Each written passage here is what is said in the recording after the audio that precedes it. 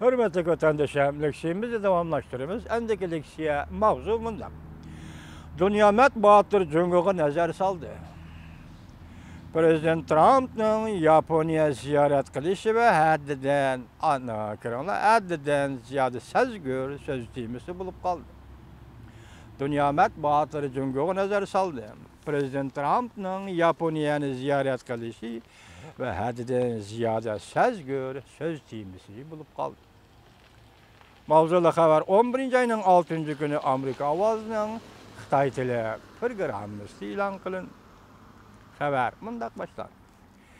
Prezident Trump yakşanbı günü Yaponiyadaki ziyaretine başladı.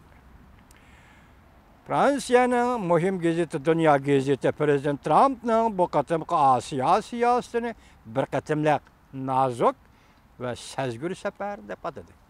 Fransiyada çıkacağın Dünya Gazeti Prezident Trump'ın bu qatımqı Asiya ziyaretini bir qatımlıq nazuk ve sezgür dep atadı. Prezident Trump yakşanbı günü ve düşenbı günü Yaponiyanın veziri Shinzo Abe bilen söhbet ötküzdü. Prezident Trump'ın bu qatımqı Asiya ziyaretinin en mühim temisi cümleden Çavuşan'ın taşqırığa harbiy tahdid selişi hem de savdo meselesi idi. Bu iki temi Yaponiya Amerika münasibetiga chetilibla qalmasdan balki Cumhur bilan Yaponiyanın münasibetiga berib chetilatdi.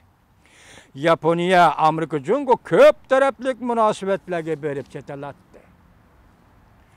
Yaponiyaga atlanıp Asiya ziyaretini başlaştım burun. Prezident Trump Amerika matbuat muhbirlerinin ziyaretini kabul kılıp men allaqachon Cumhur'ni bir meseleге duch kelding deb agahlandırdım.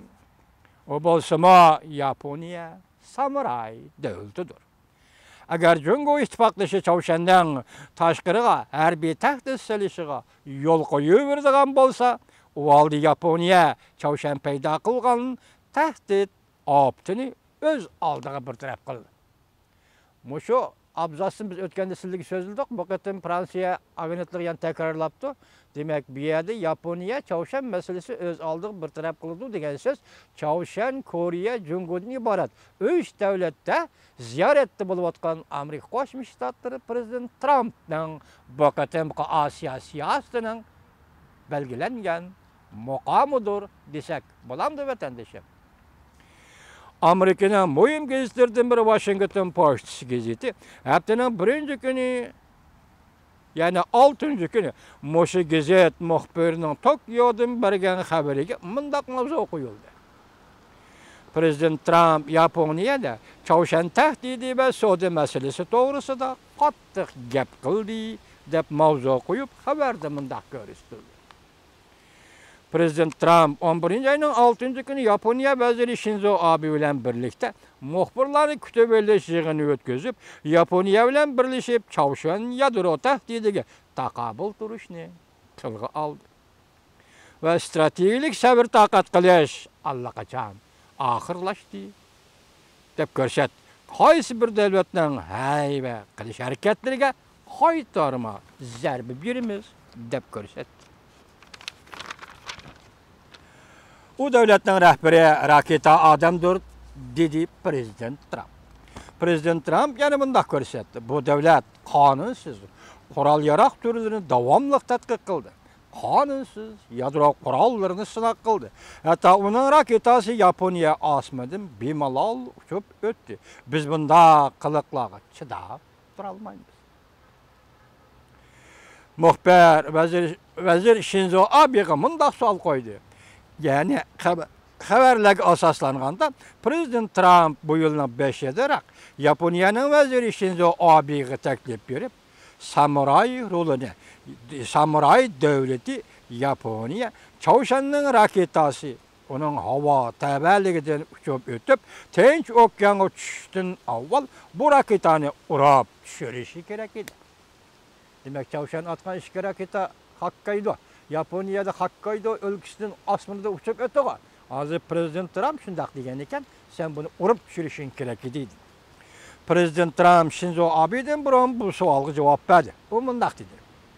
Shinzo Abe Amerika'nın zor bir türküm harbiy qural yaraqlarını setip elishni ko'paytgandan keyin o raketalarni bevosita urib tushirdi. Shinzo Abe zor türkümde harbiy qural yaraq setip elishi lazım. O çoğum setip elishi kerak. Biz Amerika tangdassiz harbiy qural yaraq ishlab chiqara olamiz. 13 günlük Asiya ziyaretini başlaştığım buran Prezident Trump, Jungo'ga agahlandırış berip mundaq degan. Agar Chaoshan tahdidi meselesi keyinigi söylüp el kılınmaydı iken, Yaponiya samurayları devleti meseleni öz aldığa bir taraf kıldı. Ötken hafta 11. ayının 2. günü Amerika Fox Haberler televiziyasi muhbirinin ziyaretini kabul kılganda Prezident Trump mundaq degan.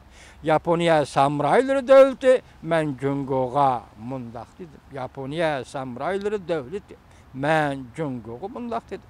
Ve bu işqa köngül biladigan barlıq kişilerge mundaq dedim. Mening degenim şu boldu ki, sizler bilen Yaponiya o'tirishda tez arada zor mesele yüz berdi. Dünya matbuatları muşu sözü qayta tekrarladı. Men qayta tekrarladım. Keçiren vatandaşım nime deydi azı Yaponiya bilen sizlerning o'tiranglarda. Agar Chaoshan meselesi hal qilmasanlar, Yaponiya bilen sizlerning o'tiranglarda zor bir vaqa yüz berdi o deydi. Mubadisiler davamlı şunda qilishga yo'l qo'ysanlar. Masalan, Chaoshanni o'z meyliga yo'l qo'ysanlar. Prezident Trump'ның şunda qilishga degini Pyongyang yoki Chaoshanning boshqa davlatlarga raketa va yadrosini qilib tahdid selayotganligi qartilgan.